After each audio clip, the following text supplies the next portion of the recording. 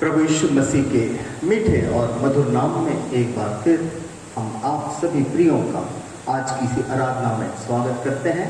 और आइए हम सब मिलकर त्रय के पश्चात 11वें रविवार की आराधना को पिता, पुत्र और पवित्र आत्मा के नाम से मिलकर आरंभ करते हैं।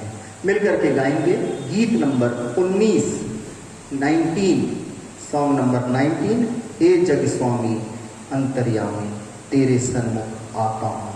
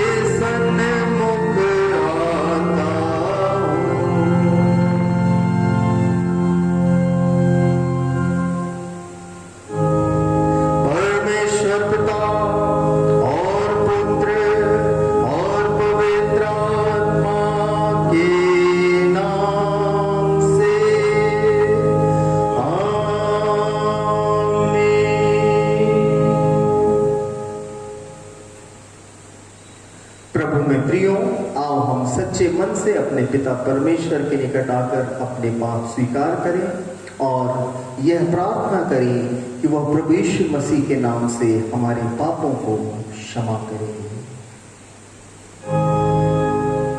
हमारी सहायता प्रभु के नाम में है, जो स्वर्ग और पृथ्वी का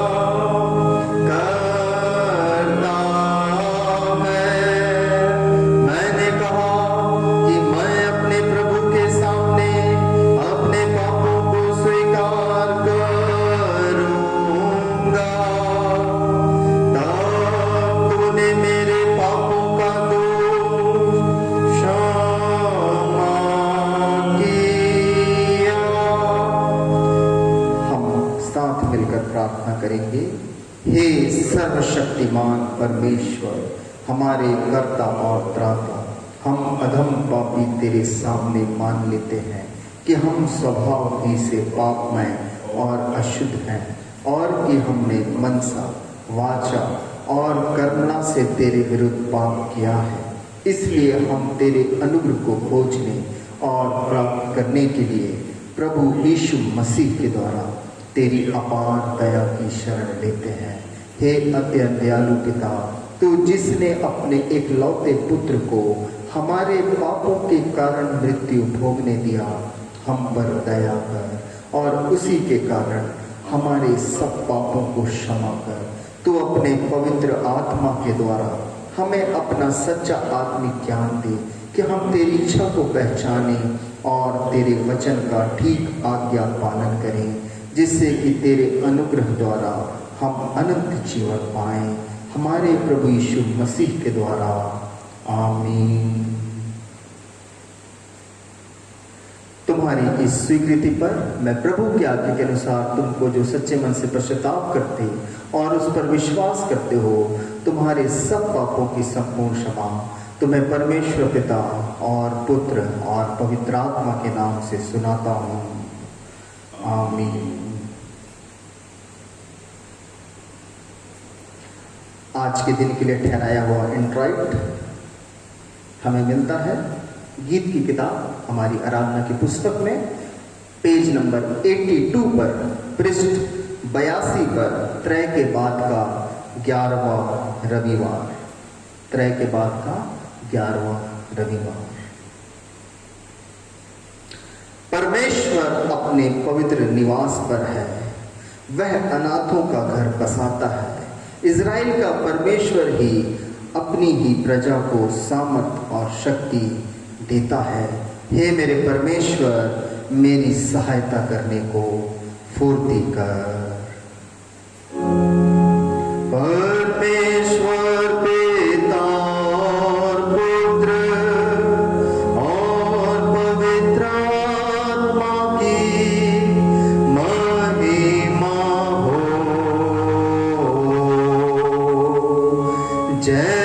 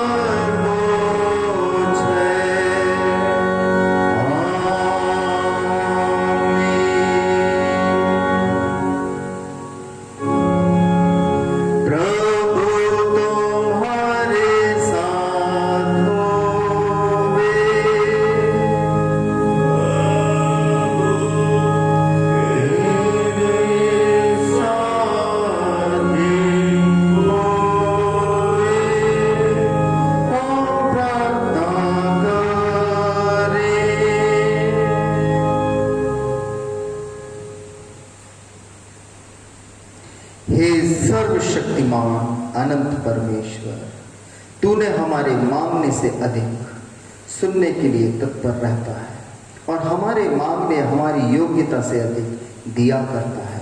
अपनी दया बहुतायत से हम पर उंडे उन बातों को क्षमा कर जिनके कारण हमारे विवेक भयभीत हैं, और सब अच्छी वस्तुएं जिन्हें मांगने के हम योग्य नहीं, यीशु मसीह के पुण्य प्रताप से और उसके मध्यस्थ होने के कारण हमें दे। यीशु मसीह तेरे पुत्र हमारे प्रभु के द्वारा, जो तेरे और पवित्र आत्मा के साथ सदा एक परमेश्वर युगानुयुग जीता और राज्य करता है। आमीन।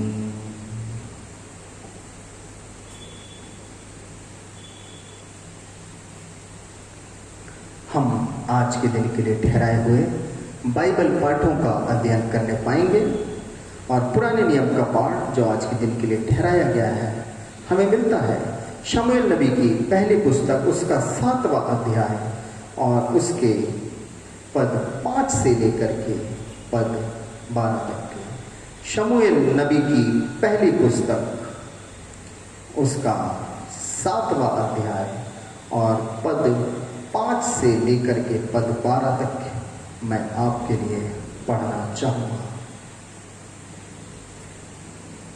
फिर शमूएल ने कहा, सब इजराइलियों को मिस्पा में इकट्ठा करो और मैं तुम्हारे लिए यहोवा से प्रार्थना करूंगा। तब वे मिस्पा में इकट्ठा हुए और जल भर के यहोवा के सामने उंडेल दिया और उस दिन उपवास किया और वहां कहने लगे, हमने यहोवा के विरुद्ध पाप किया है। और शमूएल ने मिस्पा में इजराइलियों का न्याय किया। तब फलिस्तियों ने सुना कि इजराइली मिस्पा में इकट्ठे हुए हैं। तब उनके सरदारों ने इजराइलियों पर चढ़ाई की। यह सुनकर इजराइली फलिस्तियों से भयभीत हुए और इजराइलियों ने शमूएल से कहा, हमारे लिए हमारे परमेश्वर यहोवा की दुहाई देना ना छोड़, जिससे वह हमको फलिस्तियों के हाथ से बचाए। तब शमूएल ने एक दूध पीता मेमना ले सर्वांग होम बलि करके यहोवा को चढ़ाया, और शमूएल ने इजराइलियों के लिए यहोवा की दुहाई दी और यहोवा ने उसकी सुन ली। जिस समय शमूएल होम बलि को चढ़ा रहा था, उस समय फलिस्ती इजराइलियों के संग युद्ध करने के लिए निकट आ गए। तब उसी दिन यहोवा ने फलिस्तियों के ऊपर बादल को बड़े कड़क के साथ गरजा कर उन्हें घबरा दिया और वे इजराइलियों से हार गए। तब इजराइली पुरुषों ने मिस्पा से निकलकर फलिस्तियों को खदेड़ा और उन्होंने बेतकर के नीचे तक मारते चले गए। तब शमूएल ने एक पत्थर लेकर मिस्पा और शेन के बीच में खड़ा किया और यह कहकर उसका नाम एबेनेजर रखा है, यहाँ तक यहोवा ने हमारी सहायता की है। यहाँ पर पुराने नियम का पाठ समाप्त होता है। इसी के साथ हम पत्री के पाठ को भी सुन लेंगे जो हमें मिलता है कुरिन्थियों के नाम पौलुस प्रेरित की पहली पत्री, उसका 15वां अध्याय और पद 1 से लेकर के पद 10 तक के। पहला कुरिन्थियों 15 पद 1 से लेकर के पद 10 तक के मैं आप सभी के लिए पढ़ना चाहूँगा। हे भाइयों, अब मैं तुम्हें वही समाचार बताता हूँ जो पहले सुना चुका हूँ, जिसे तुमने अंगीकार भी किया था और जिसमें तुम स्थिर भी हो, उसी के द्वारा तुम्हारा उद्धार भी होता है। यदि उस सुसमाचार को जो मैंने तुम्हें सुनाया था स्मरण रखते हो, नहीं तो तुम्हारा विश्वास करना व्यर्थ हुआ। इसी कारण मैंने सबसे पहले तुम्हें वही बात पहुंचा दी जो मुझे पहुंची थी कि पवित्र शास्त्र के वचन के अनुसार यीशु मसीह हमारे पापों के लिए मर गया और गाड़ा गया, और पवित्र शास्त्र के अनुसार तीसरे दिन जी भी उठा, और कैफा को तब 12 को दिखाई दिया। फिर वह 500 से अधिक भाइयों को एक साथ दिखाई दिया, जिनमें से बहुत से अब तक जीवित हैं पर कुछ सो गए। फिर वह याकूब को दिखाई दिया, तब सब प्रेरितों को दिखाई दिया। सबके बाद मुझको भी दिखाई दिया, जो मानो अधूरे दिनों का जन्मा हो, क्योंकि मैं प्रेरित में सबसे छोटा हूँ, वरन प्रेरित कहलाने के योग्य भी नहीं, क्योंकि मैंने परमेश्वर की कलीसिया को सताया था। परंतु मैं जो कुछ भी नहीं हूँ, परमेश्वर के अनुग्रह से हूँ। उसका अनुग्रह जो मुझ पर हुआ वह व्यर्थ नहीं हुआ, परंतु मैंने उन सब से बढ़कर परिश्रम भी किया, तो भी यह मेरी ओर से नहीं हुआ, परंतु परमेश्वर के अनुग्रह से जो मुझ पर था। यहाँ पर पवित्र पत्री का पाठ समाप्त होता है। आइए हम सब मिलकर के एक और गीत गाने पाएंगे। गीत नंबर 23, धन्य तेरा पिता, सॉन्ग नंबर 23, जिसके बोल हैं धन्य तेरा पिता।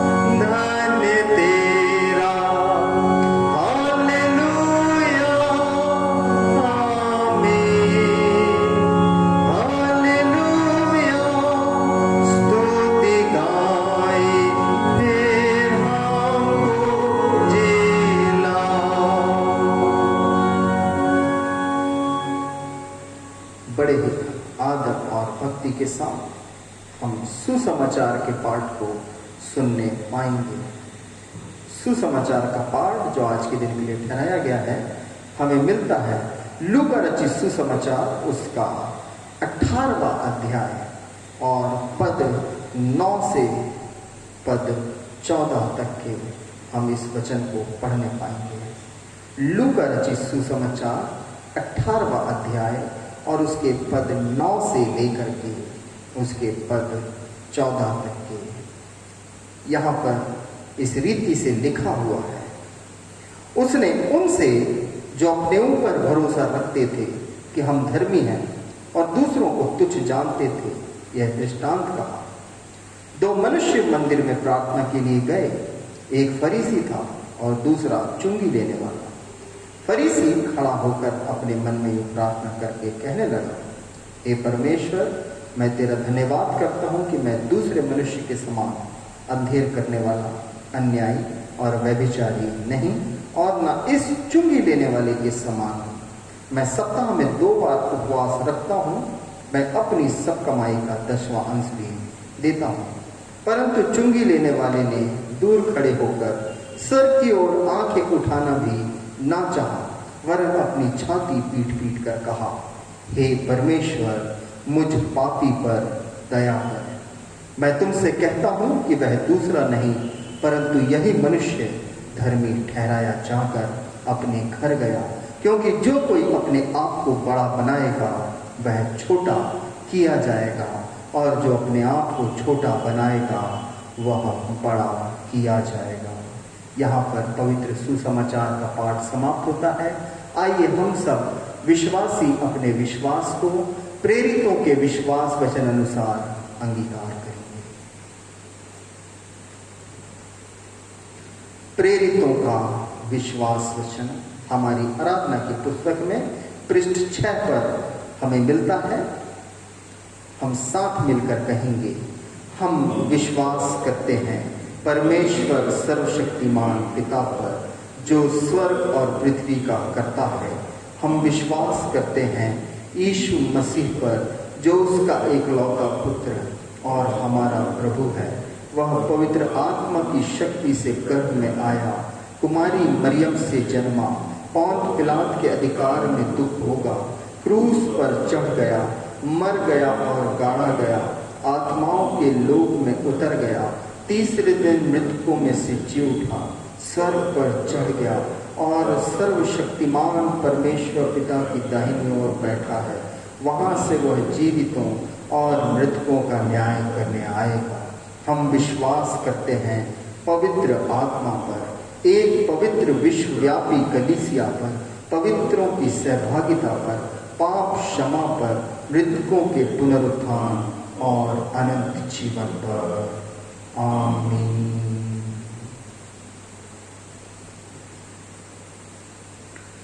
मिलकर के एक गीत और हम सब गाने पाएंगे। गीत नंबर 320, सॉन्ग नंबर 320।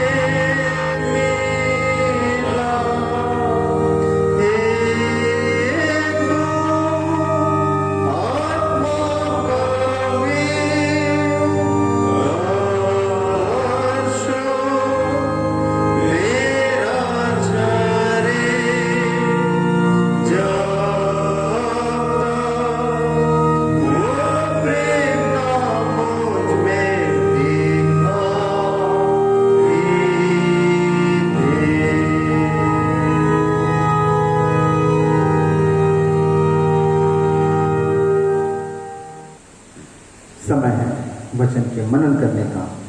और आज का हमारा जो उपदेश का पाठ है वो हमें मिलता है मत्ती रचित सुसमाचार उसके 23वें अध्याय और उसके 13 से 27वें पद के अंदर में। विशेष रूप से ये पूरा अध्याय ही हमारे अध्ययन का विषय है, परंतु मुख्य भाग जो है वो 13वें पद से लेकर के 27 और 28 पद तक के मैं आपके लिए पढ़ना चाहूँगा।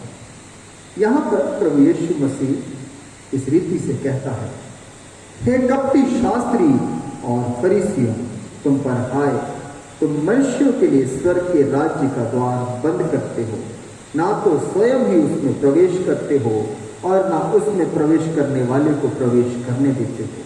हे कपटी शास्त्रियों और फरीसियों, तुम पर हाय, तुम विधवाओं के घरों को खा जाते हो और दिखाने के लिए बड़ी देर तक प्रार्थना करते रहते हो, इसलिए तुम्हें अधिक दंड मिलेगा।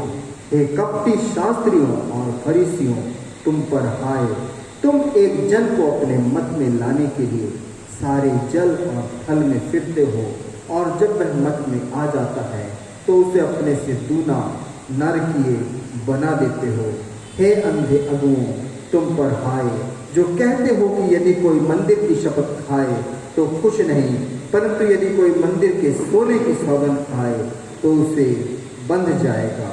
हे मूर्खों और अंधों, कौन बड़ा है, सोना या वह मंदिर जिससे सोना पवित्र होता है?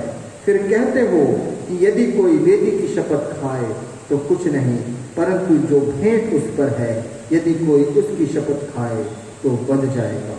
हे अंधों, कौन बड़ा है, भेंट या वेदी जिससे भेंट पवित्र होती है? इसलिए जो वेदी की शपथ खाता है वह उसकी और जो कुछ उस पर है उसकी भी शपथ खाता है। जो मंदिर की शपथ खाता है वह उसकी और उसमें रहने वाले की भी शपथ खाता है। जो स्वर्ग की शपथ खाता है वे परमेश्वर के सिंहासन की और उस पर बैठने वाले की भी शपथ खाता है। हे कपटी शास्त्रियों और फरीसियों, तुम पर हाय, तुम पुदीने और सौंफ और जीरे का दशमांश तो देते हो, परंतु तुमने व्यवस्था की गंभीर बातों को अर्थात न्याय और दया और विश्वास को छोड़ दिया है। चाहिए था कि इन्हें भी करते रहते और उन्हें भी ना छोड़ते। हे अंधे अगुओं, तुम मच्छर को तो छान डालते हो, परंतु ऊंट को निगल जाते हो। हे कपटी शास्त्री और फरीसियों, हाय तुम पर, तुम कटोरे और थाली को ऊपर ऊपर से तुम मांजते हो, परंतु वे भीतर अंधेर और असंयम से भरे हुए हैं। हे अंधे फरीसी, पहले कटोरे और थाली को भीतर से मांज कि वे बाहर से भी स्वच्छ हों। हे कपटी शास्त्रियों और फरीसियों, तुम पर हाय, तुम चूना फिरी हुई कब्रों के समान हो, जो ऊपर से तो सुंदर दिखाई देती हैं, परंतु भीतर मुर्दों की हड्डियों और सब प्रकार की मलिनता से भरी है। इसी रीति से तुम भी ऊपर से मनुष्यों को धर्मी दिखाई देते हो, परंतु भीतर कपट और अधर्म से भरे हुए हो। आइए हम धन्यवाद प्रार्थना करें। हमारे पवित्र पवित्र पवित्र पवित्र सर्वशक्तिमान सर्वज्ञानी सर्वव्यापी सनातन परमेश्वर, दयालु कृपालु प्रभु, तेरा धन्यवाद करते हैं प्रभु। तुझे सराहते हैं मेरे परमेश्वर, फिर तेरे भवन में आए हैं प्रभु, हृदय अर्पित करते हैं, तुझको धन्यवाद कहते हैं हर एक उपकार के लिए, हर एक दया के लिए प्रभु, जो तूने हम पर की है, तेरे प्यार के लिए पिता परमेश्वर, जो इस पूरे सप्ताह में हमारे साथ बना रहा।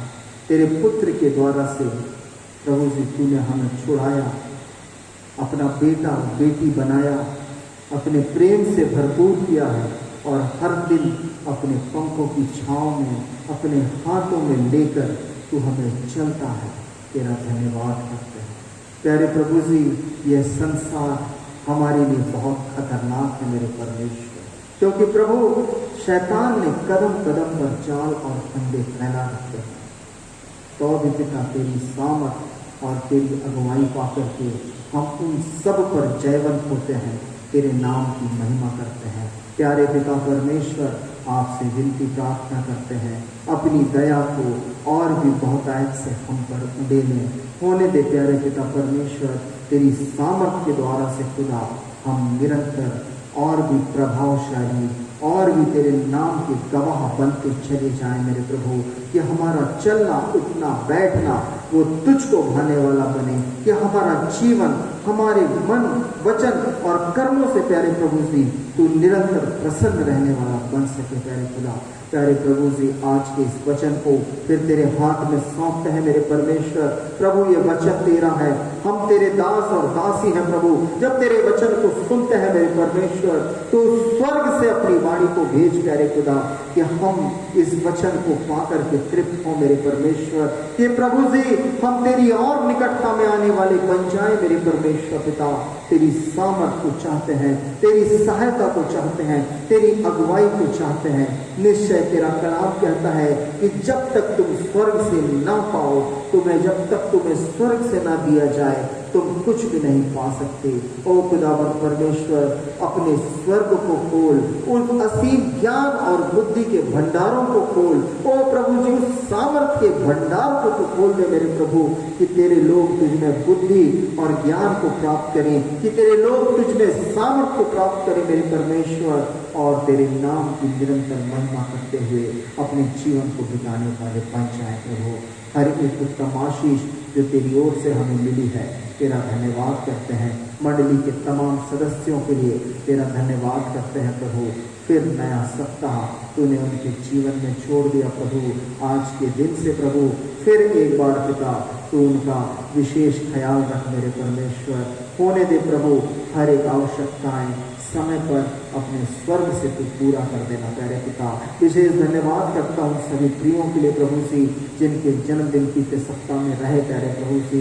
एक एक को नाम बनाम तेरी वेदी के सम्मुख लाते हैं। तू आशीष कर प्रभु, तू और भी उन्नति और तरक्की दे, और भी दीर्घायु से भर उनके जीवन को अपनी सेवा और महिमा के लिए तू सामने ला रहा है। तेरा धन्यवाद करते हैं प्यारे प्रभु जी।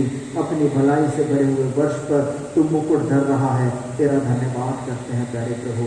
होने दे पिता परमेश्वर कि हमारी मंडली के हर एक सदस्य के जीवन से बड़ी और अद्भुत गवाहियाँ तेरे लिए निरंतर होती रहने पाए प्रभु। रोग से और प्रभु पाप से और बुरी बातों से तुम्हें बचा करके रखना। होने देना खुदा तेरी सामर्थ्य के द्वारा से हर एक व्यक्ति अपने जीवन में सच्चा और खरा बना रहने पाए।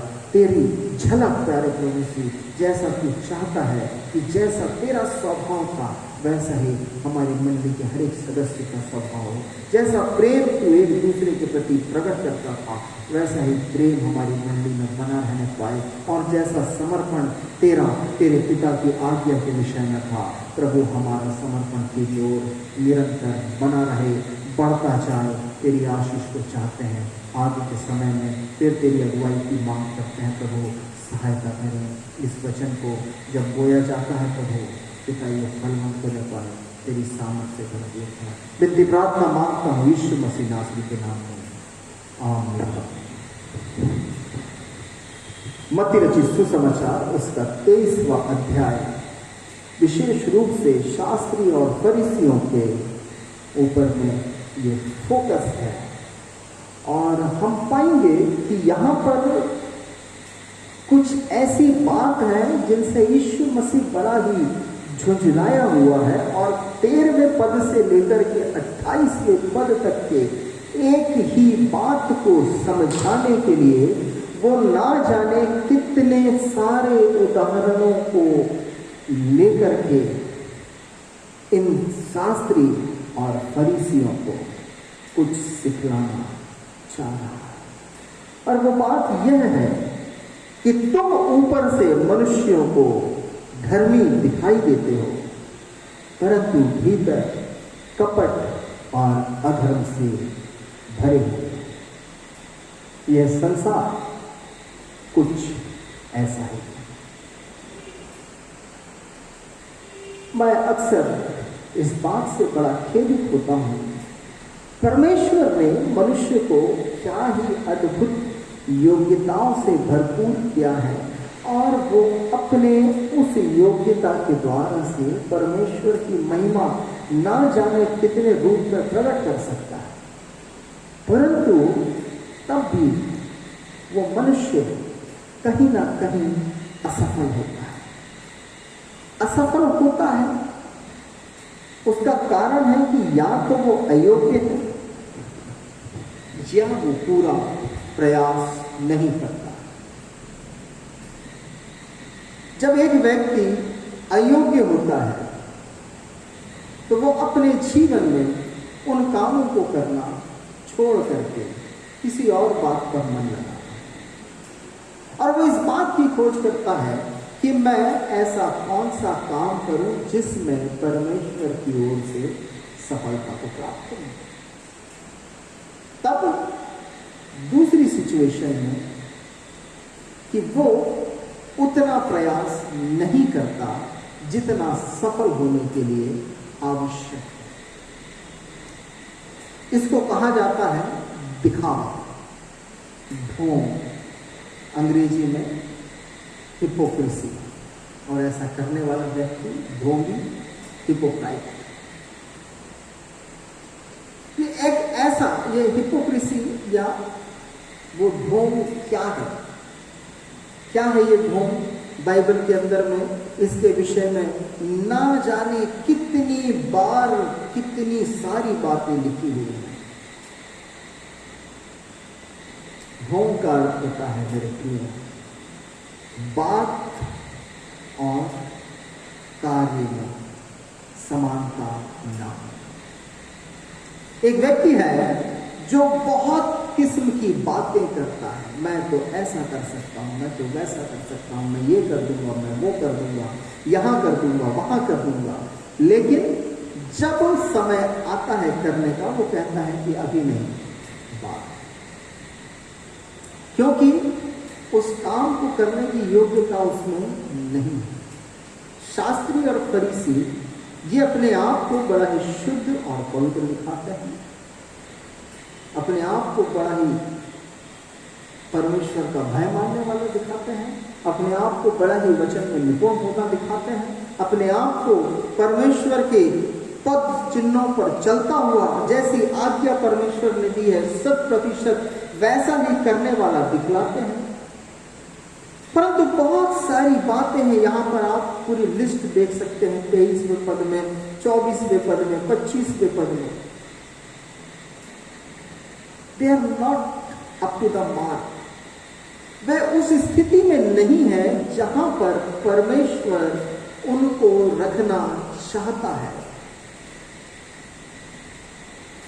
ढोंगी व्यक्ति अपने जीवन में अपनी कमियों को छुपाने का प्रयास करता है। यूनानी शब्द जो हिपोक्राइट्स के लिए, ढोंग के लिए लिया गया है वो है हुपोक्रिटेस।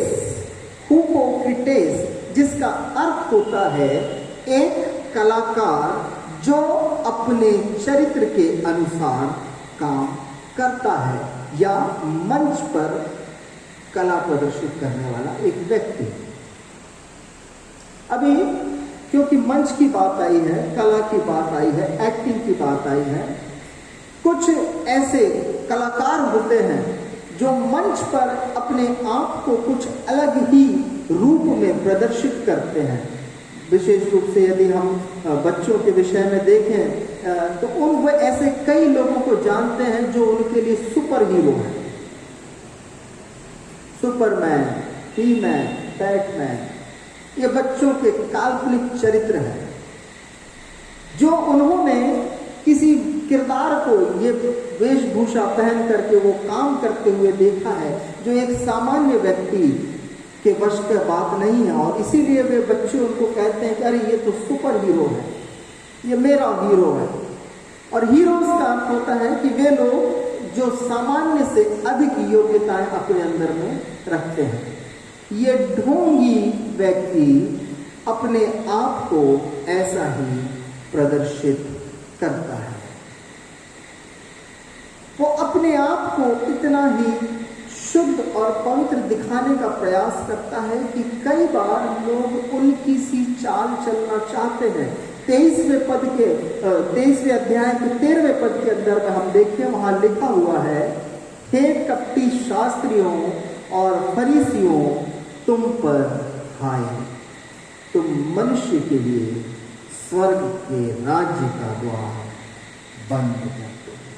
मैं बीते दिनों में भी हमने एक वचन यहाँ से सीखा था, शास्त्री और फरीसियों की धार्मिकता के विषय में। यदि हमारी धार्मिकता शास्त्रियों की, फरीसियों की धार्मिकता से बढ़कर ना हो, हम कभी स्वर्ग के राज्य में प्रवेश नहीं कर सकते। यहाँ पर फिर ये शास्त्री और फरीसी, ये कौन है? अरे ये वो डिप्लोमैट्स हैं जो समाज के अंदर में अपने आप को हमेशा ऊंचे पर दिखाना पसंद करते हैं। एक व्यक्ति है, हमने अभी सुसमाचार के पाठ में पढ़ा है, वो ऐसा है कि वो अपने आप को बड़ा ही धर्मी दिखला रहा है।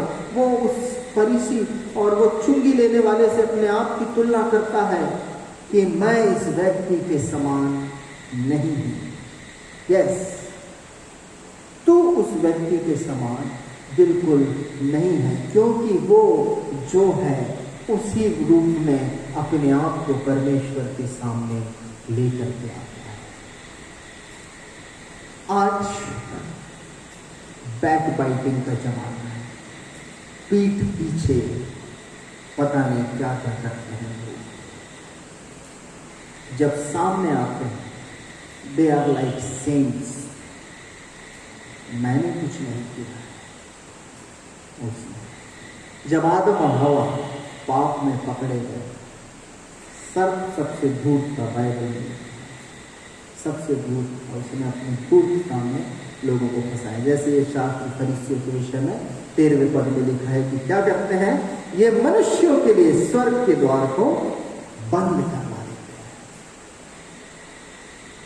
तो जब अदम की बारी में परमेश्वर न्याय करने के लिए बैठा हुआ है, सर पर आदम है, सबसे पहले आदम, तूने फल क्यों खाया? मैंने नहीं खाया, मैंने नहीं खाया। ये उसका आंसर है, आप उसको बहुत ध्यान से पढ़िएगा। जिस स्त्री को तूने मुझे दिया था, उसी ने वो फल मुझको खिला दिया। परमेश्वर की निगाहें उस स्त्री की तरफ, बोल, सांप है, इसने मुझसे कहा, इस सर्प ने मुझसे कहा। इसलिए अपने आप को हमेशा से ही खरा बताने की प्रवृत्ति मनुष्य में पाई जाती है। मैं सोचता हूं कि ये वो गुण था जो सृष्टि के समय से ही मनुष्य को प्राप्त हुआ था, क्योंकि परमेश्वर चाहता था कि मनुष्य वास्तव में अपने जीवन में खरा बना रहे। परंतु अब बात कुछ और हो गई। बात ऐसी है कि भले ही मनुष्य खरा हो या ना हो, भले और बुरे का ज्ञान उसको है ना, करता सारी बुराई है, लेकिन फिर भी अपने आप को भला दिखाने का प्रयास करता है। एक ऐसा वेश धर के बैठा है जिसको देख करके लोगों को लगता है, वाह क्या इंसान है, कितना अच्छा है, कितना भला है। वो ये तो दशवांश देता है, सौंफ और जीरे और पुदीने का दशवांश देता है। किसी को नहीं पता है कि जो व्यक्ति मच्छर को छानता है वो सीधा सीधा ऊंट निगल जाता है। लोग दिखलाते हैं, अरे देखो मेरे काम कितने अच्छे हैं। जब छोटे छोटे कामों की बात होती है, लोग अपने आप को बड़ा खड़ा बताते हैं, बहुत स्पष्ट बतलाते हैं। जब बड़ी कामों की बात आती है, तब वे अपना असली रूप प्रकट करते हैं, अपना असली रूप प्रकट करते हैं। कई लोग गवाही देते हैं, अरे मेरा जीवन तो परमेश्वर की सेवा के लिए है, मेरा सब कुछ परमेश्वर को समर्पित है। मुंह से बोलते हैं, मुंह से करते हैं, सच में क्या वैसा ही जीवन जी रहे हैं?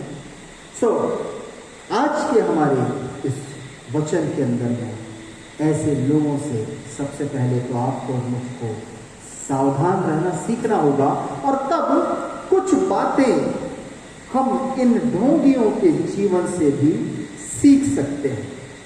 इन ढोंगियों के जीवन से भी कुछ बातों को हम सीख सकते हैं। हम पढ़ें मत्ती रचित सुसमाचार उसका 23वां अध्याय और पद 1 से 3 के अंदर में यहाँ पर लिखा है, तब यीशु ने उस भीड़ से जो अपने चेलों से कहा, शास्त्री और फरीसी मूसा की गद्दी पर बैठे हैं, इसलिए वे तुमसे जो कुछ कहें वो करना और मानना, परंतु उनके से काम मत करना, क्योंकि वे कहते तो हैं पर करते नहीं।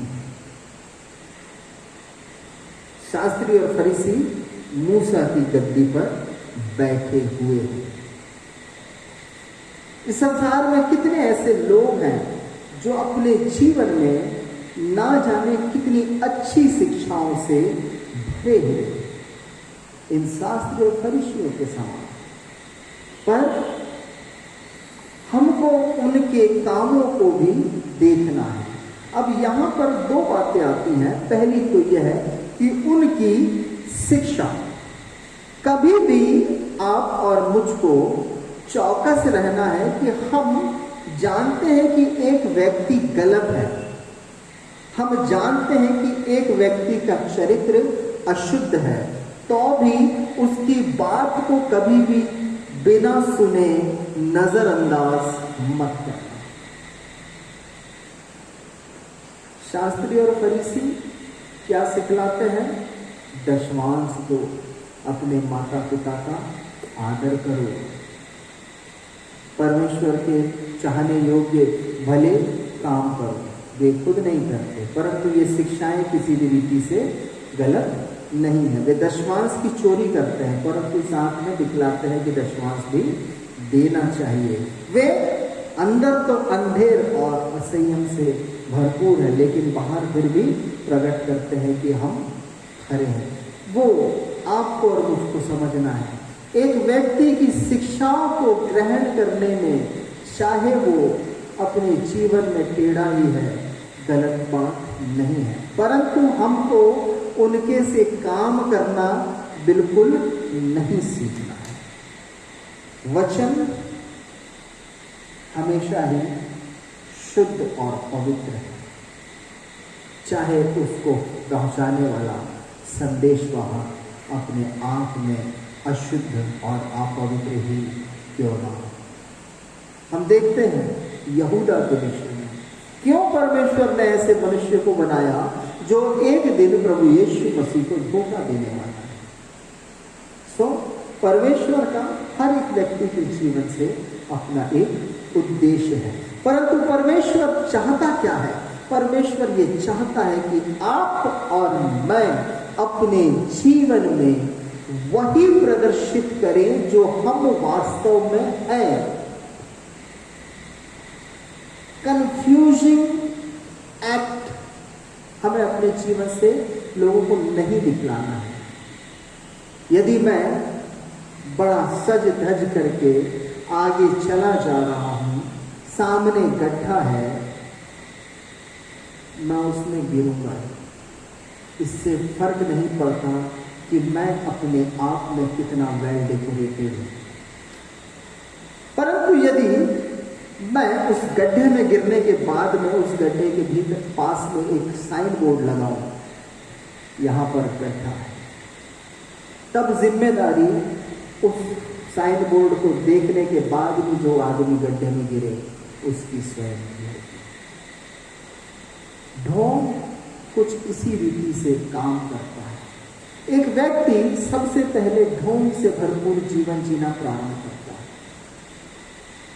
उसके पास में ऐसा नहीं है कि किसी बात की कमी है, ऐसा नहीं है कि वो अपने आप में योग्य नहीं है, ऐसा नहीं है कि वो अपने आप को और अच्छा नहीं बना सकता है, परंतु उसे लोगों को धोखा देने में ही मजा आता है। वो लोगों को धोखा देना उसको लाभदायक लगता है, वो लोगों को धोखा देकर के ही लाभ कमाना चाहता है। इसीलिए आपको और मुझको ऐसे लोगों को समझते आना चाहिए। परमेश्वर का वरदान है आत्माओं की परंपरा। आत्मा स्वयं अगुवाई करता है एक व्यक्ति के विषय में कि वो कैसा है। आत्मा की सुनने की क्षमता आपके और मेरे भीतर में होना चाहिए। और तब ऐसे ढोंगियों के जीवन से पहली बात हमने सीखी कि हमें उनका तिरस्कार नहीं करना है। कदाचित उनका जीवन अनुचित है तो भी कई बार उनके द्वारा से दी जाने वाली शिक्षाएं आपके और मेरे लाभ की हो सकती हैं। फिर दूसरी शिक्षा जो उनके जीवन से आपके और मेरे लिए आती है वो यह है, 23वें अध्याय के 5वें पद को हम पढ़ें।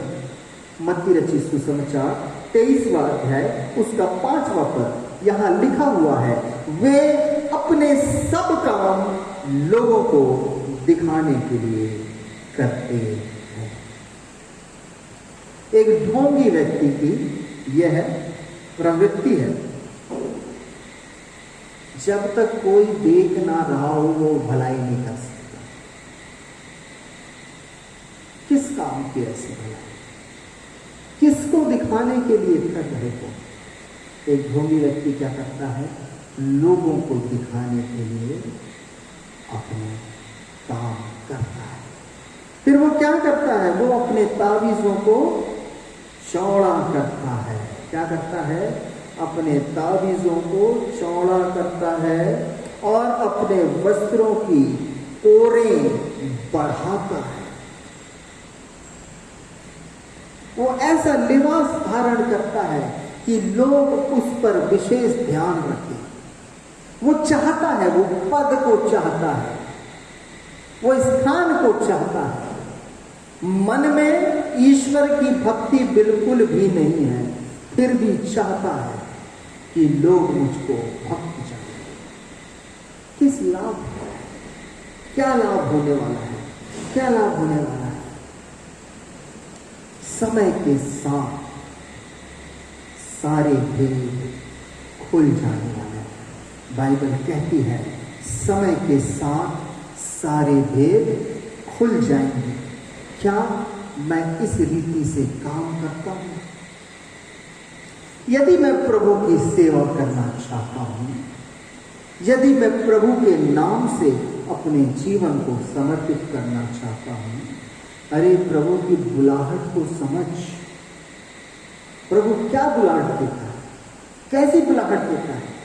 क्या तुझको सच में उसी सेवा के लिए बुलाहट मिली है जिसमें तू लीन है,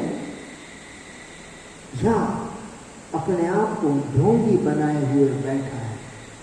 ढोंगी बनाए हुए बैठा, करना कुछ और चाहिए, कर कुछ और रहा है। अपने अंदर से तो कुछ और है, बाहर से कुछ और दिखा रहा है। तेरी कथनी और करनी कभी मेल नहीं खाती है। फिर क्यों उस स्थान पर बना हुआ है? क्यों अपने तावीज़ों को चौड़ा कर रहा है? क्यों अपने वस्त्र की कोरों को बढ़ाता जा रहा है? क्या मनुष्य को दिखा करके काम करना तुझे इतना भाता है? विचार करना है, कभी भी किसी मनुष्य को दिखाने के लिए काम ना करें। तब कभी भी किसी विशेष स्थान की चाह अपने मन में आपको और मुझको नहीं रखना है। 23वें अध्याय के 6वें-7वें पद के अंदर में हम देखें, भोज में मुख्य स्थान में बैठना, आसन, बाजारों में नमस्कार और मनुष्य में रब्बी कहलाना उन्हें भाता है। भोज में मुख्य स्थान में बैठना, सभा में मुख्य आसन, बाजारों में नमस्कार और मनुष्यों में रब्बी कहलाना उन्हें भाता है। परंतु तुम रब्बी न कहलाना, क्योंकि तुम्हारा एक ही गुरु है। People seek special attention.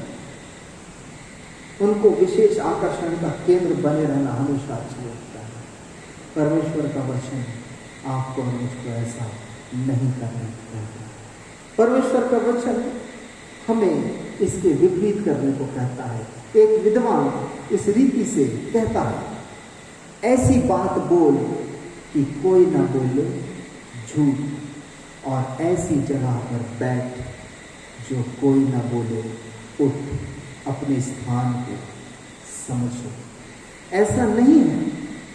यदि आप सचमुच में उस योग्य होंगे तो आपका मेजबान स्वयं आपको आमंत्रित करेगा, टेक द राइट प्लेस, सही जगह पर आ जाइए। वो स्थान आपके बैठने का नहीं है, आपके लिए तो यहाँ पर सीट पहले से रिजर्व करके रखी है। जैसे हमारे परमेश्वर पिता ने स्वर्ग में पहले से स्थान नियुक्त कर दिया है कि कौन व्यक्ति किस स्थान पर पाया जाएगा, किस सिंहासन पर कौन बैठने वाला है। आप और मैं, हम कुर्सी के लिए लड़ते हैं, हम पद के लिए लड़ते हैं, हम अपने इज्जत के लिए लड़ते हैं। अरे बाप रे बाप, यीशु मसीह से सीखो। ये गीत जब जब मैं गाता हूँ मुझ में यीशु की शोभा दिखाई दे। मैं अपने गिरेबान के अंदर झांक कर देखता हूँ क्या है मेरे अंदर, क्या जो काम मैं कर रहा हूँ इसके योग्य हूँ या नहीं हूँ, और यदि नहीं हूँ तो आज ही उसे छोड़ना मेरे लिए उचित होगा। उसकी शोभा मुझ में दिखनी चाहिए, यीशु का चरित्र मुझ में दिखना चाहिए, उसका स्वभाव मुझ में दिखना चाहिए, उसका प्रेम मुझ में दिखना चाहिए, उसका सत्य मुझ में दिखना चाहिए। मुंह में यीशु और बगल में बंदूक। आजकल चाकू का जमाना गया, आजकल बंदूक का जमाना। तो मुंह में जीसस और बगल में बंदूक रखना आपको और मुझको बंद करना होगा, ढोंग करना बंद करना होगा। जो मन में है खुल के कहे। बाइबल इस बात को सिखलाती है, मेरे मन में कुछ है, मुझे खुल करके उससे कह देना है। इससे क्या होगा? इससे झगड़ा नहीं होने वाला है, इससे मेल मिलाप होगा। बाइबल कहती है यदि ते अपनी भेंट वेदी पर लाए और तब तुझको स्मरण आए कि तेरे भाई के प्रति तेरे मन में कुछ बात है, तो जाकर पहले मेल मिलाप कर ले। कहीं ऐसा ना हो मेरे प्रियो कि हमारी स्थिति कैन और हाबिल की सी हो जाए। उन दोनों ने ही परमेश्वर को भेंट चढ़ाने का प्रयास किया, एक की स्वीकार हुई, दूसरे की अस्वीकार हुई। मैं अपने विचार इसमें रखना चाहता हूं कि उन्होंने आपस में बिल्कुल भी सलाह मशवरा नहीं किया। यदि सलाह मशवरा किया होता, दोनों ही बहुत समझदारी से मिल करके प्रभु की भक्ति करने में कामयाब होते। कैन को नहीं समझ में आया, नहीं समझ में आया कैसी भेंट चढ़ाऊं। आपकी उम्र आपको तजुर्बेबार बनाती है, परंतु इससे कोई प्रभाव नहीं होता कि आपसे कम उम्र वाला आपसे अधिक समझदार हो। इसमें चौंकने वाली बात कुछ नहीं होती। यीशु मसीह के विषय में लोग ऐसा ही कहते थे, अरे ये तो वही पढ़ई का लड़का, अरे ये तो नासरत में पला बढ़ा है, अरे ये तो हमारे सामने क्या इसके भाई बहन में और नहीं है क्या, यहीं के नहीं है क्या? ये कैसे ज्ञान की बातें कर सकता है? ये कैसे परमेश्वर की सामर्थ को प्रकट कर सकता है? जिसको परमेश्वर ने चुना है वो ही सत्य के साथ में कार्य कर सकता है। जिसको परमेश्वर ने नहीं चुना फिर भी वो उन कामों को करना चाहता है, कुछ नहीं कर पाएगा सिवाय एक बात के, और उसको कहते हैं ढोंग। ढोंग करने से परमेश्वर नहीं मिलने वाला है मेरे प्रियो। परमेश्वर तब मिलेगा जब आपका सच्चा समर्पण उसकी सेवा के लिए हो जाएगा, जब उसके बुलाहट के अनुसार आप और मैं प्रतिक्रिया देना प्रारंभ करेंगे। ढोंगी लोग हैं, विशेष आकर्षण चाहते हैं, चाहते हैं विशेष स्थान मिले, चाहते हैं विशेष नाम मिले, चाहते हैं लोग स्पेशल ट्रीटमेंट करें। नो नो नो, परमेश्वर के पुत्र ने आपको और मुझको ऐसी सेवा के लिए नहीं बुलाया है। फिलिपियों की पत्री के अंदर में हम देखते हैं 2 अध्याय उसके 5वें पद में लिखा है, जैसा मसीह यीशु का स्वभाव था वैसा ही तुम्हारा भी स्वभाव है। जैसा मसीह यीशु का स्वभाव था वैसा ही तुम्हारा भी स्वभाव हो। ये कौन है यीशु? ये कौन है? ये जगत का सृष्टि करता है, ये तारणहार परमेश्वर है, पालनहार परमेश्वर है। अरे ये तो सृजनहार परमेश्वर है। ये वो वचन है जो आदि से परमेश्वर के साथ था, देहधारी होकर के मनुष्यों के बीच में डेरा कर रहा है। और क्या कहता है पौलुस? प्रभु यीशु मसीह का प्रकाशन पाकर के वो लिखता है, जिसने परमेश्वर के स्वरूप में होकर भी परमेश्वर के तुल्य होने को अपने वश में रखने की वस्तु ना समझा। क्या फेम, क्या ही वर्चस्व। ओ प्रभु की महिमा।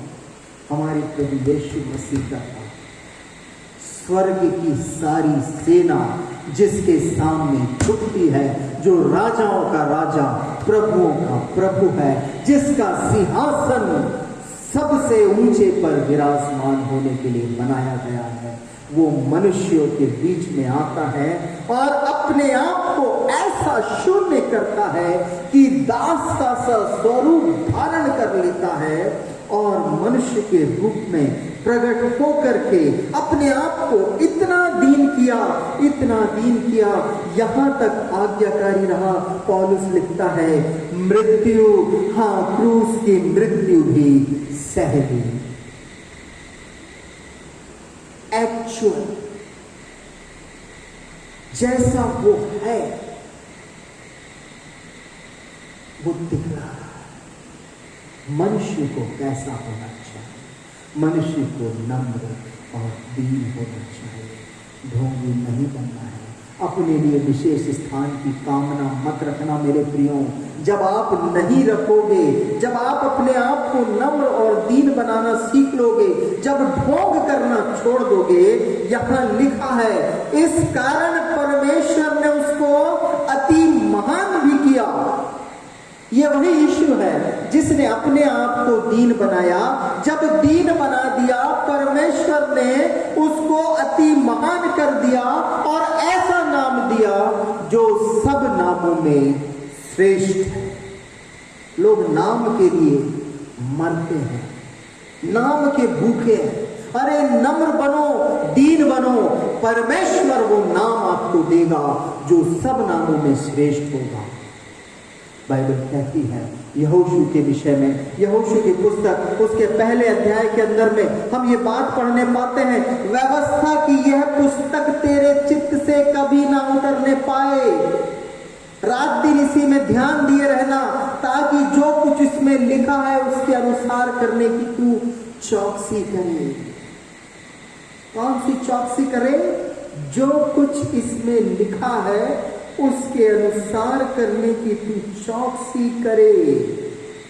तब क्या होगा? ऐसा करने से, यहोशू की पुस्तक पहला अध्याय 8-9 पद में आपके लिए पढ़ रहा हूं, ऐसा करने से तेरे सब काम सफल होंगे और तू प्रभावशाली बनेगा। क्या मैंने तुझे आज्ञा नहीं दी कि आप बांध कर दृढ़ हो जा, भय न खा और तेरा मन कच्चा ना हो, क्योंकि जहां जहां तू जाएगा वहां वहां तेरा परमेश्वर यहोवा तेरे संग रहेगा। Hallelujah, praise the Lord. प्रभु की महिमा करते हैं इस वचन के लिए। प्रभावशाली बनना चाहते हैं ना? अरे उसका विचार मत करो, उसका विचार मत करो। Submit yourself unto the Lord. परमेश्वर के वचनों पर मन लगाओ, जैसा लिखा है उसके अनुसार। ढोंग करने के लिए परमेश्वर किसी को नहीं बोलता। दिखावा करने के लिए परमेश्वर किसी को नहीं बोलता। वो बोलता है जो व्यवस्था में लिखा है उसके अनुसार करने की चौकसी कर। मत्ती रचित सुसमाचार 23वें अध्याय के अंदर में वही बात यीशु मसीह उनको सिखाना चाहता है कि जो कुछ वो तुमसे कहे वो करना और मानना, परंतु उनके से काम मत करना, क्योंकि वो कहते तो हैं पर करते नहीं हैं। कितने पास्टर प्रचारक अपने जीवन को प्रभु की सेवा के लिए समर्पित किए हैं, रात दिन एक करके वचन को पढ़ते, परमेश्वर से वचनों को पाते हैं, लोगों को सिखलाते हैं, लोग कान ही नहीं लगाए। इब्रानियों की पत्री में लिखा है उनके कान कड़क हो गए, कड़क हो गए। शुद्ध भाषा में लोग बोलते उनके कान में फट पड़ गई, सुनाई नहीं आती। क्यों नहीं आता? क्योंकि सुनना नहीं चाहते हैं, नहीं सुनना चाहते हैं। अरे क्यों ऐसा कर रहे हो? अपने जीवन को दिखावे की पटरी से हटा लो, अपने जीवन को दिखावे की पटरी से हटा लो, उसमें कुछ भी नहीं रखा है। सीखो, इन ढोंगियों के जीवन से सीख लो, अपने लिए विशेष ट्रीटमेंट की चाह कभी मत करो। दूसरी बात हम देखें किस विषय में हम उनसे सीख सकते हैं, वे जो शिक्षाएं उन्होंने पाई उसको करने में असफल रहे हैं। आपको और मुझको नीति वचन कहता है कि बालक को शिक्षा उस मार्ग की दे जिस पर उसको चलना है। दी गई है शिक्षा, शिक्षा तो बहुत सारी दी गई है। कई सालों से लोग शिक्षाएं ले रहे हैं, 10, 20, 30, 40, 50, 60 सालों से शिक्षाएं ले रहे हैं। अब तो बाइबल कहती है कि समय के अनुसार तुमको गुरु हो जाना चाहिए था, परंतु प्रॉब्लम कहाँ आ रही है? वे अपनी शिक्षाओं के अनुरूप जीवन चलाने में असफल हैं। एक व्यक्ति ढोंग कब करता है? वो अपने इनर फेलियर के कारण, आंतरिक जब असफल हो जाता है, जब उसको मालूम हो जाता है मैं यूजलेस हूं, तब ढोंग करना शुरू करता है। हर स्थान में अपने आप को दिखलाना चाहता है, हर स्थान में अपने आप को दिखलाना चाहता है, ऊंचे स्थान पर बैठना चाहता है। नहीं, तेरा जीवन उन शिक्षाओं के अनुरूप नहीं है, तेरा जीवन उन शिक्षाओं के अनुरूप नहीं है। पहला कुरिन्थियों 12वें अध्याय में लिखा हुआ है, हे भाइयों, मैं नहीं चाहता कि तुम आत्मिक वरदानों के विषय में अनजान रहो। क्या है आत्मिक वरदान? जानते हैं? जानते हैं? जो परमेश्वर का वचन पढ़ता है वो उन बातों को जानता है। जो उससे अनजान है वो उसी स्थिति में पाया जाएगा जहां शास्त्री और फरीसी थे, जो यीशु मसीह को नासरत का यीशु ही समझते रह गए। क्रूस पर चढ़वा दिया, मन नहीं फिराया, विश्वास नहीं किया। कितना ज्ञान था उनके पास में। क्या भविष्यवक्ताओं की पुस्तक में प्रभु यीशु मसीह के विषय में कोई झलक नहीं दिखती? जब राजा हेरोदेस ने शास्त्रियों को बुलवा करके पूछा कि बताओ उस प्रतिज्ञा के राजा का जन्म कहाँ होना चाहिए, तो यही शास्त्री हैं जो पढ़ के कहते हैं कि महाराज यहूदा के बैतलहम में, क्योंकि लिखा है। अभी जब मसीह उनके सामने है, उनकी शिक्षा असफल हो चुकी है, क्योंकि जो शिक्षा उन्होंने पाई उसे अपने जीवन में काम में नहीं लाया। इसी कारण वे खुद तो स्वर्ग जाने में चूक गए, दूसरों को भी स्वर्ग में जाने से भटका देते हैं, भटका देते हैं। हमें चौकस होना है। कहीं मेरा ऐसा जीवन तो नहीं जो दूसरों के भटकाव का कारण बन रहा है, कहीं मेरा ऐसा जीवन तो नहीं जो दूसरों के लिए ठोकर का कारण बन रहा है। कई बार लोग वचन को तोड़ते मरोड़ते हैं। ढोंगियों की विशेषता यह स्थिति होती है। जैसा वो करते हैं वो वचन को भी वैसे ही दिखलाते हैं। आप उनको देखोगे, आपको लगेगा नहीं यही सही बात है, जो ये कह रहा है यही सही है। सीखो, वचन को देखो, पढ़ो, एक्चुअली वैसा है या बस यूं ही कि जो कुछ मुझको हवा के समान में बह रहा हूं, लहरों के समान उछल रहा हूं, एक जगह चित नहीं लगता, क्या सोचता हूं परमेश्वर से क्या पाऊंगा? कुछ नहीं पा सकता। दूसरी बात, इस ढोंगी लोगों के विषय में हम देखें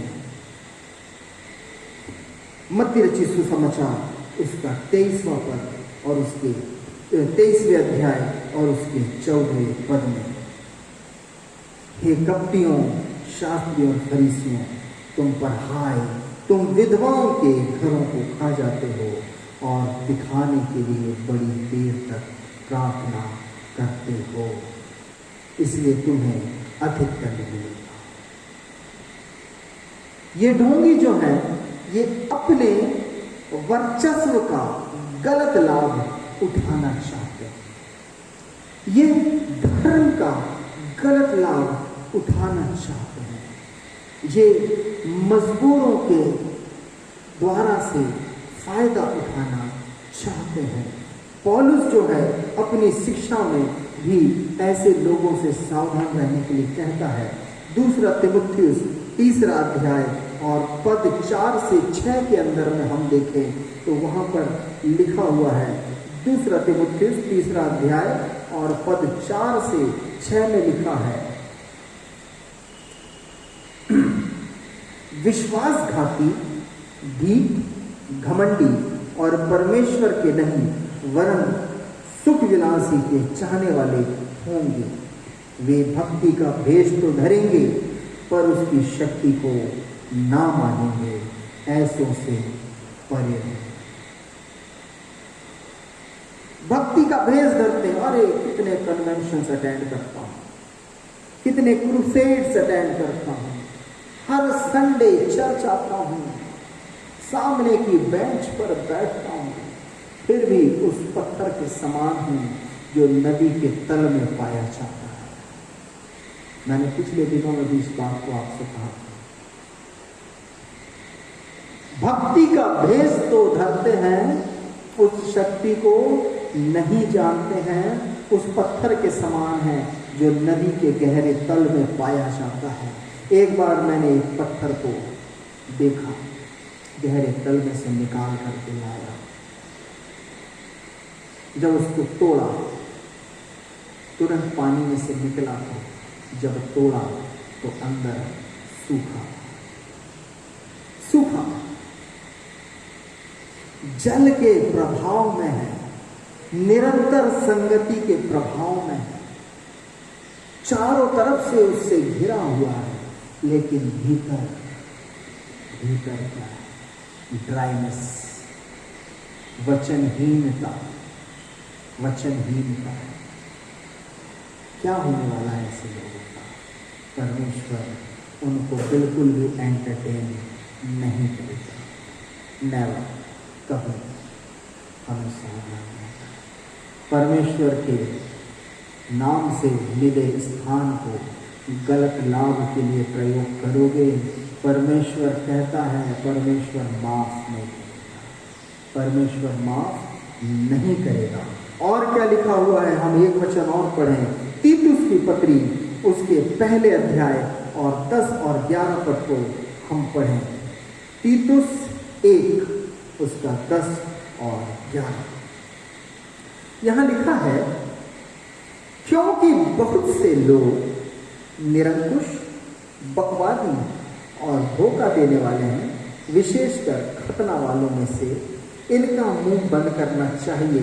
ये लोग नीच कमाई के लिए अनुचित बातें सिखाकर घर के घर बिगाड़ देते हैं। यहेजकेल नबी की पुस्तक उसके 34वें अध्याय के अंदर में ऐसे चरवाहों के विषय में लिखा है। अच्छे पद पर हैं, प्रभु के सिखाए हुए कहलाए जाते हैं, परंतु व्यक्तिगत लाभ के लिए घर के घर को बिगाड़ देते हैं, पूरे समाज को खराब कर देते हैं। उस मछली के समान जिसके लिए कहा जाता है कि एक मछली पूरे तालाब को गंदा करती है, उस व्यक्ति के समान जिसके लिए कहा जाता है कि बुरी संगति अच्छे चरित्र को बिगाड़ देती है। योना के समान, एक योना, उसके कारण पूरी नाव डूब रही है। मल्ला खेते खेते थक गए हैं, कंट्रोल में नहीं आ रहा, कंट्रोल में ही नहीं आ रही है नाव। बाद में पता चलता है एक आदमी है जिसके कारण से पूरी नाव डिसबैलेंस हुई पड़ी है। वो ही मौत, इस आदमी को नाव से बाहर करो। एक के कारण क्यों पूरे जहाज को डुबाने पर तुले हुए हो? एक को डुबा दो, जहाज बचने वाला है। ढोंगियों से परे रहना है मेरे प्रियो। अपने व्यक्तिगत लाभ के लिए पूरे परिवार को बिगाड़ देंगे। कभी किसी के कान में कानाफूसी, कभी किसी के कान में कानाफूसी, कभी यहाँ पर उल्टी पुल्टी बातें, कभी वहाँ पर उल्टी पुल्टी बातें। क्या होने वाला है, क्या सोचते हैं आप? भक्ति का भेष तो धरते हैं, उसकी शक्ति को नहीं जानते हैं। शक्ति यह है कि हर एक प्रभाव प्रभु के दिन में जो प्रभु के नाम से नहीं होगा, नष्ट कर दिया जाएगा, नष्ट कर दिया जाएगा। आज मुझको लगता है ओ ठीक है, सब ठीक है, नहीं कुछ नहीं होता है। परमेश्वर वेट कर रहा है, या तो बदल जाओ या वो मिटा डालेगा, या तो बदल जाओ या वो मिटा डालेगा। कुछ लोग तो ऐसे भी हैं जो लोगों की पिछली दशा को बाद की दशा और ज्यादा खराब कर देते हैं। मत्ती रचित सुसमाचार 23वें अध्याय 15वें पद के अंदर में हम देखेंगे, हे कपटियों, शास्त्रियों, फरीसियों, तुम पर हाय, लानत है तुम पर, हाय तुम पर। इसलिए तुम एक जन को अपने मत में लाने के लिए, एक आदमी को अपने फेवर में लाने के लिए सारे जल और थल में फिरते हो, और जब वो तुम्हारे फेवर में आ जाता है तो उसे अपने से दूना, अपने आप से डबल नरकीय, नरकीय मतलब टोटल करप्टेड बना देते। ऐसे लोगों से सावधान। जो शिक्षा इन्होंने पाई है उसे अपने जीवन में काम में लाना नहीं सीखा है। ढोंग कर रहे हैं, लोगों को दिखा रहे हैं I am good, I am good. नहीं, ये ऊपर से चूना पुती हुई कब्रों के समान, वाइट एज स्नो। कैसी दिखती हैं चूना पुती हुई कब्रें? कभी कभी हम ईस्टर में चर्च के पश्चात, यूजुअली मैं तो कब्रिस्तान जाना नहीं प्रेफर करता हूँ, मुझे वहाँ पर बड़ा खेद महसूस होता है, तो अभी कभी कभी हम कब्रिस्तान जाते हैं और वहाँ साफ सफाई करके आते हैं। फिर ईस्टर के बाद में आफ्टर ईस्टर संडे हम लोग कब्रिस्तान में जाते हैं। वहाँ पर ऐसे आँखें चौंधिया जाती थी, वाइट वाइट, सब लोग कब्रों को बड़ा सुंदर सुंदर सजा के आते, कोई फूल रखता है, तो एक्चुअली ऐसा लगता है कभी कभी कि वहाँ कितना सुंदर दिख रहा है। मैं कभी कभी फॉरेन के ग्रेवयार्ड्स की भी इमेजेस देखता हूँ, वो बहुत ही सुंदर डेकोरेटेड होती हैं, बहुत ही अच्छी। कई लोग तो कब्रिस्तान में घूमने के लिए जाते हैं, गार्डन के जैसे सजा करके रखते हैं उसको, और वहाँ पर मुकबरें होती हैं जिनको देख करके कोई संगमरमर की बनी होती है, कोई काले पत्थर की बनी होती है, इतनी सारी, और बड़े डिजाइनर भी होती हैं आजकल के समय में। तो उसके अंदर क्या है, खोलोगे तो क्या मिलेगा? क्या मिलेगा? कंकाल और सलाहत, बदबू, जितनी वो ऊपर से सुंदर दिखाई दे रही है, अंदर से उतनी ही मलिन है, इतनी मलिन है कि आपको स्नान करना पड़ेगा, आपको अशुद्ध बना देगी, आपको शुद्ध होने की आवश्यकता पड़ जाएगी। कहीं हम ऐसे लोगों के संपर्क में तो नहीं हैं जो ऊपर से दिखते तो साफ सुथरे हैं, स्वच्छ हैं, अंदर से उसी सड़ाहट से भरपूर हैं, जैसे एक कब्र में सड़ाहट। और क्या सीख सकते हैं हम उनसे? हम उनसे व्यवहार करना सीखें, हम उनसे व्यवहार करना सीखें। ये क्या कर रहे हैं?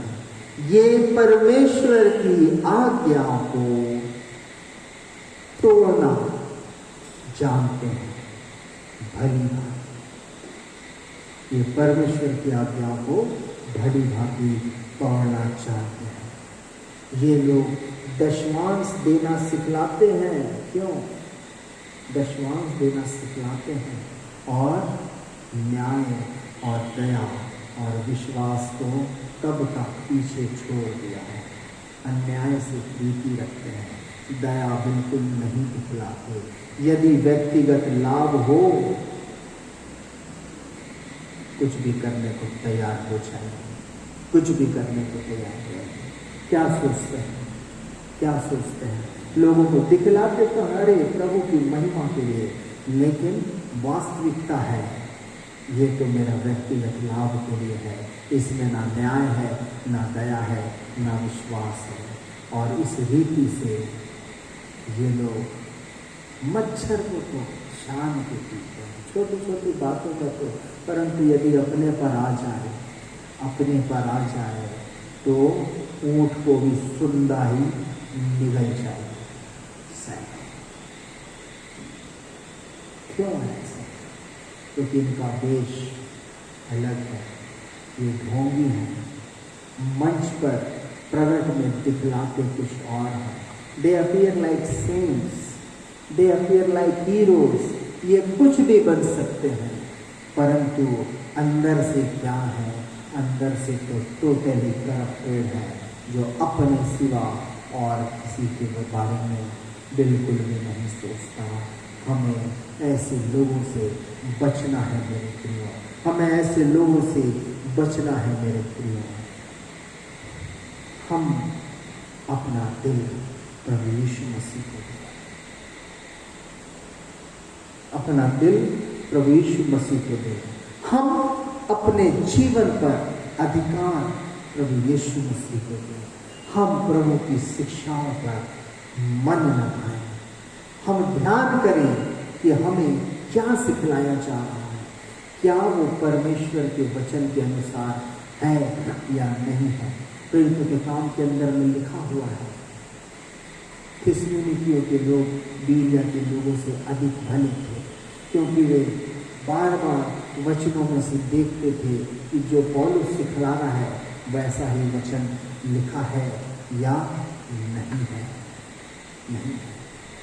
हम अपने आप को संभालें, अपने आप को परमेश्वर के वचन के अनुसार चलना सिखलाएं। एक वचन मैं अंत में पढ़ना चाहूंगा, मत्ती 23 पद 29 से मैं आपके लिए पढ़ूंगा। इसकी कोई एक्सप्लेनेशन हम नहीं करेंगे, जस्ट मैं इसको पढ़ना चाहता हूं और हम समझ जाएंगे कि परमेश्वर आपसे और मुझसे क्या चाहता है। हे कपटी शास्त्रियों और फरीसियों, तुम पर हाय, तुम भविष्यवक्ताओं की कब्रें संवारते हो और धर्मियों की कब्रें बनाते हो और कहते हो, यदि हम अपने बाप दादों के दिनों में होते तो भविष्यवक्ताओं की हत्या में उनके साझी ना होते। इससे तो तुम अपने आप पर ही गवाही देते हो कि तुम भविष्यवक्ताओं के हत्यारे हो, हत्यारों की संतान हो। अतः तुम अपने बाप दादों के पाप का घड़ा पूरी तरह भर दो। हे सांपों, हे करेतों के बच्चों, तुम नरक के दंड से कैसे बचोगे? इसलिए देखो, मैं तुम्हारे पास भविष्यवक्ताओं और बुद्धिमानों और शास्त्रियों को भेजता हूँ, और तुम उनसे कुछ को मार डालोगे और क्रूस पर चढ़ाओगे, और कुछ को अपने आराधनालयों में कोड़े मारोगे, और एक नगर से दूसरे नगर में खदेड़ते फिरोगे, जिससे धर्मी हाबिल से लेकर बिरिक्या के पुत्र जकर्या तक, जिसे तुमने मंदिर और वेदी के बीच में मार डाला था, जितने धर्मियों का लहू पृथ्वी पर बहाया गया है, वो सब तुम्हारे सिर पर पड़ेगा। और मैं तुमसे सच कहता हूँ, ये सब बातें इस समय के लोगों पर आ पड़ेगी। मुझे ढोंग से बचना है, मुझे ढोंग से बचना है। जैसा मैं हूँ मसीह के सम्मुख अपने आप को मैं वैसा ही प्रकट करूँ, क्योंकि तब मैं परमेश्वर से प्रतिफल पाऊंगा। अन्यथा there is no one who can save me from hell. नरक में जाने से मुझे कोई नहीं रोक पाएगा। यदि मैं ढोंग का जीवन चलाता रहा, मेरा हिस्सा सिर्फ और सिर्फ नरक में होगा। प्रभु हम सभी को वचन के इस मनन से बहुतायत की आशीष देवे, और हम सबको यह सामर्थ और बल और बुद्धि प्रदान करें कि हम सच्चाई और खराई से परमेश्वर के सम्मुख अपने आप को प्रकट करें। प्रभु हम सबको बहुतायत की आशीष दे, और परमेश्वर की शांति जो समझ से परे है, आप सभी के हृदय और विचारों की रक्षा करें। आमीन। आइए हम सब प्रार्थना करें, और आज की सभा को हम कलीसियाई प्रार्थना के द्वारा से समाप्त करने पाएंगे। हमारी आराधना की पुस्तक में पृष्ठ 8 पर कलीसियाई प्रार्थना।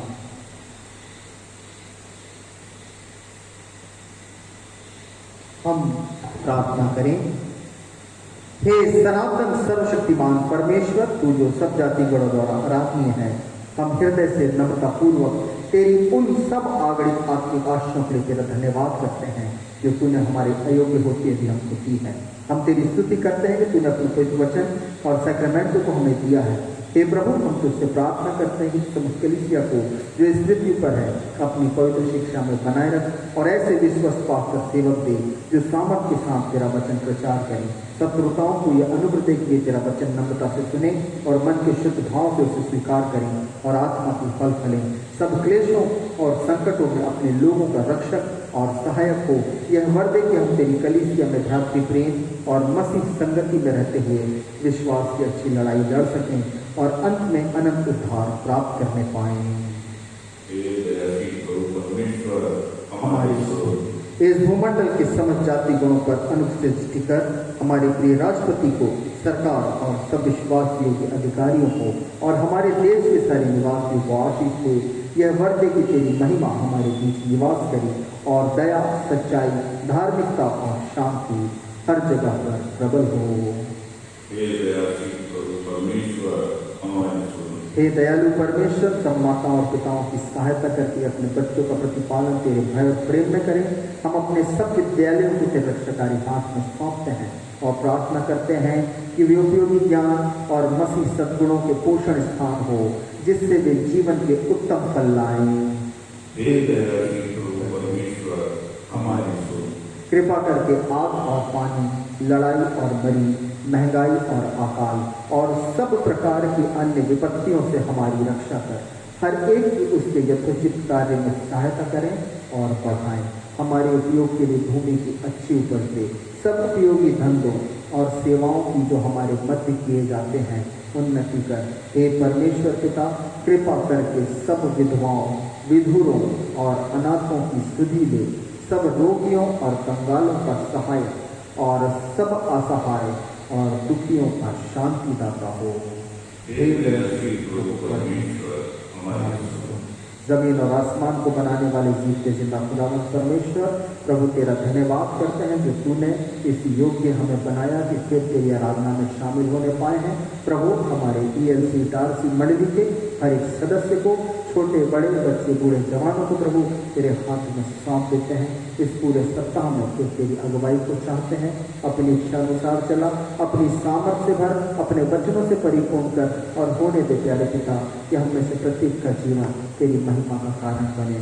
जिन प्रियों के जीवन में प्रभु 9 वर्ष की आशीष को जोड़ा है, हम धन्यवाद करते हैं। धन्यवाद करते हैं उन सभी के लिए प्रभु जो बीते दिनों में शारीरिक रूप से अस्वस्थ पाए जाते थे, परंतु तूने शिफा दिया।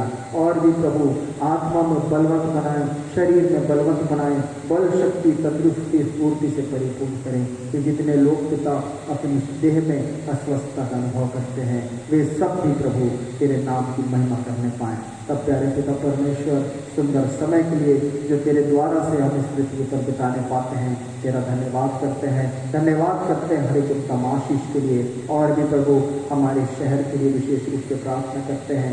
इन्हीं कठिनाई के दिनों में, इन्हीं महामारी के दिनों में मेरे परमेश्वर तो अपने लोगों को रक्षक और मददगार बना है प्रभु, तेरे नाम का धन्यवाद करते हैं। और भी प्रभु हमारे शहर में जितने रोगी पाए जाते हैं, यीशु मसीह के नाम से प्रभु तो शिफा प्रदान कर। देश और दुनिया के लिए यही प्रार्थना करते हैं प्रभु कि तू पिता शिफा भेज प्रभु, तो अपनी सामर्थ्य के द्वारा से लोगों को चंगाई दे प्यारे प्रभु। और होने दे पिता परमेश्वर की इस महामारी से अब संसार को छुटकारा मिल पाए मेरे परमेश्वर। कि लोग तेरा भय माने, कि लोग तुझको पुकारने वाले बने। आप परिस्थितियों को आपको अनुकूल बनाए प्रभु। होने दे पिता परमेश्वर की शीघ्र पुनः हम चर्च को खोल करके फिर से एक साथ मिलकर के आराधना करें। तेरी दया हो जाए करें परमेश्वर, आशीष को चाहते हैं प्रभु। तब तक के प्यारे प्रभु, जब तक दोबारा एक दूसरे से ना मिले, हर एक को नाम बनाओ। फिर यीशु तेरे सामर्थ्य लहू में छिपाता हूँ, हर एक की रक्षा करना, हर एक को अपने आशीषों से परिपूर्ण करना। और सभी के लिए पिता तेरे स्वर्गिक भंडारों की आशीष खुली रहे कि हर एक आवश्यकता इस समय पर पूरी की जा सके। आपने प्रार्थना सुना है, धन्यवाद करते हैं। सारा आदर मान महिमा सम्मान आपको देते, जिसकी प्रार्थना मांगते यीशु के नाम में, आमीन। हे परमेश्वर, हम इस पृथ्वी पर परदेशी और यात्री हैं, इसलिए हमारी सहायता कर कि हम सत्य विश्वास और धार्मिक जीवन द्वारा स्वतः को आगामी लोक के लिए तैयार करें। जब तक दिन है हम वही करें जो तूने हमें करने को दिया है, क्योंकि रात आती है जिसमें कोई कुछ काम नहीं कर सकता। जब हमारी मृत्यु समीप हो तब हमें अपनी सामर्थ्य से संभाल और अपने अनंत निवासों में ग्रहण कर। तेरे पुत्र हमारे प्रभु यीशु मसीह के द्वारा, जो तेरे और पवित्र आत्मा के साथ एक परमेश्वर सदा सर्वदा जीता और राज्य करता है, आमीन।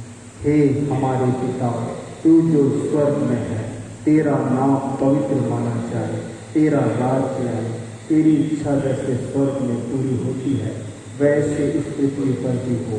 हमारे दिन भर की रोटी आज हमें दे, और जैसे हमने अपराधियों को क्षमा किया वैसे ही हमारे अपराधों को क्षमा कर। और मैं परीक्षा में न आया, परंतु बुराई से बचा, क्योंकि राज्य, पराक्रम और महिमा सदा रहे, आमीन।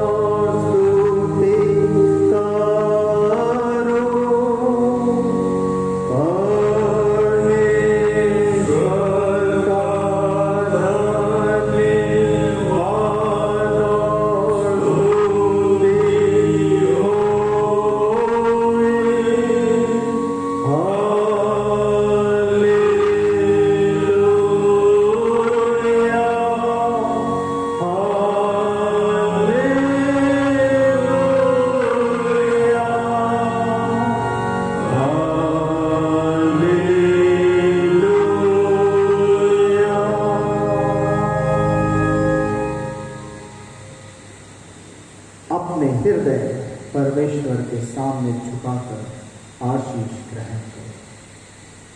प्रभु तुम्हें आशीष दे और तुम्हारी रक्षा करे। प्रभु अपने मुख का प्रकाश तुम पर चमकाए और तुम पर अनुग्रह करे। प्रभु अपना मुख तुम पर प्रकट करे और तुम्हें शांति दे। परमेश्वर पिता और पुत्र और पवित्र आत्मा के नाम से।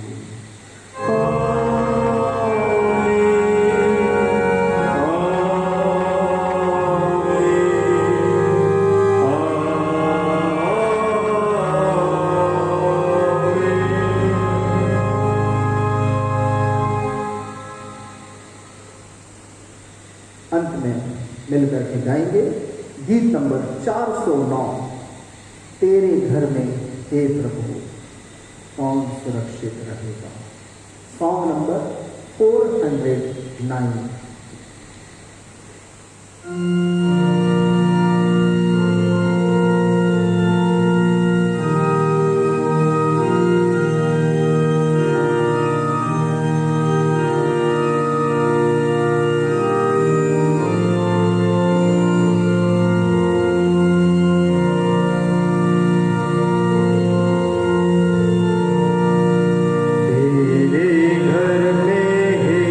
प्रभु कौन सुरक्षित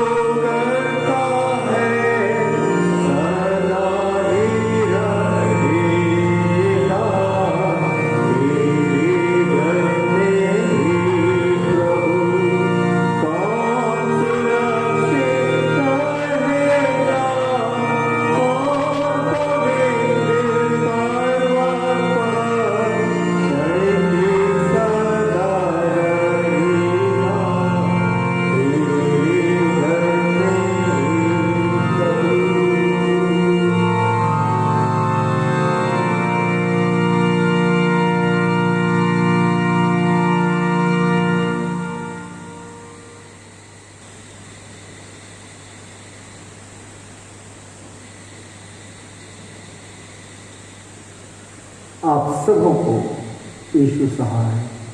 जय मसीह की।